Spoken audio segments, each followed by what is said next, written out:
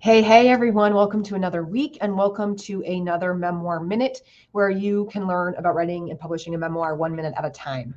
And I am the memoirist with the mostest. Allie, the right place, right time is my business. I'm an award-winning author, a book coach, and an international ghostwriter. And I am happy to be educating here in this space on writing and publishing a memoir, which is near and dear to my heart. Now, today's Memoir Minute is about writing and publishing a memoir being a long game. And I want you to think about that as like a marathon runner, okay? It's not about the sprint. It's about the fact that there's many miles to go and there are mile markers along the way, and you've got to hit each of those to finish the race, but you've got to do it with persistence and pacing and having the right training under your belt and the right coach to cheer you on, like all of those things.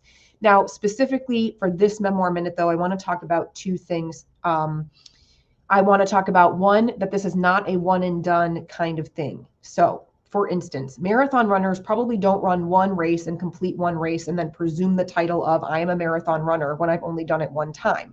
They likely run multiple races and work to improve their time and skill each time they do it. And after they get a few through, then they might say, hey, I'm a marathon runner. I've done it a bunch of times now.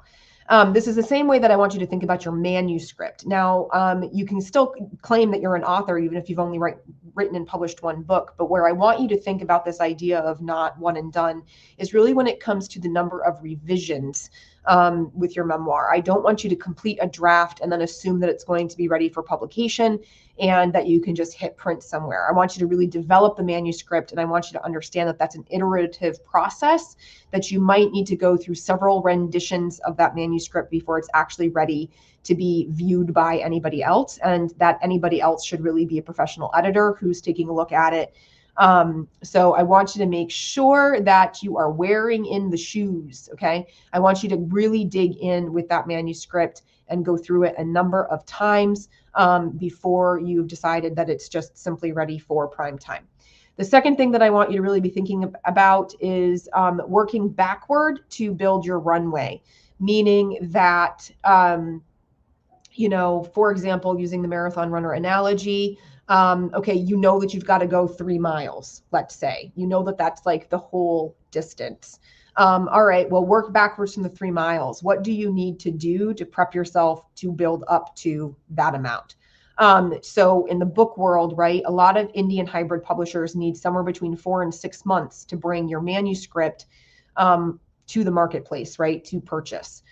So if that's true, they need 4 to 6 months, and you've got a hypothetical date in mind of when you want your book to be out in the world, then you need to use that 4 to 6 month window to work backwards to say, okay, if that's true, when would my manuscript need to be 100% ready to be passed off to them to do their thing, and then build out your plan from there. So start with the end in mind. So those are my two big tips for today when it comes to writing and publishing a memoir. Again, this is not a sprint, y'all. And this is especially a case when it comes to promoting your book, right? A lot of people think like, I've written the book, that's the hard part. The thing is that once the book is written and it's out there and available, you now have the job of promoting the book.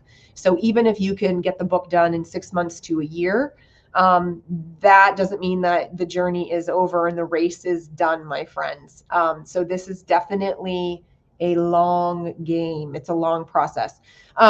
So if you want to have a more concerted chat that's just about you and your project and what you're working on, I would love for you to come and speak to me one-to-one.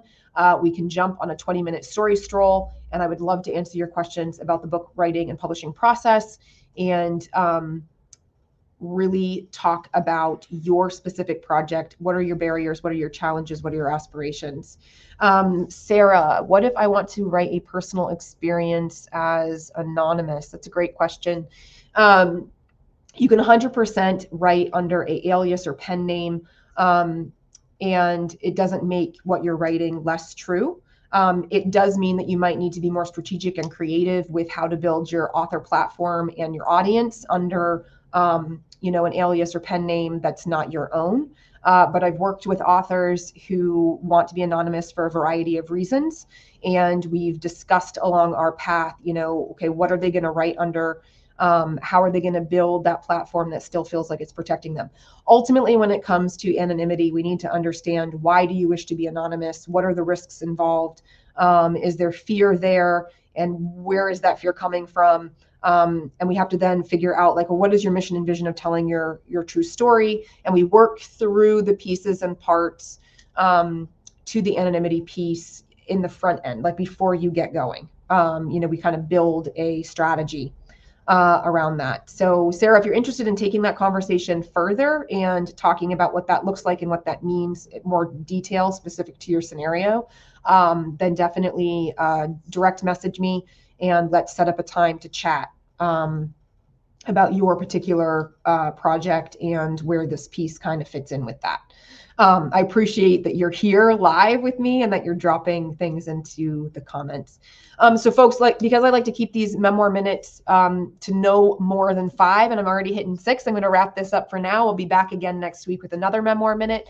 Don't forget to check out my YouTube channel, At the Right Place, Right Time, if you are interested in catching more of these little short videos. Would love for you to pick those up and gnaw on them, and of course reach back out for that story stroll. Until next time, bye.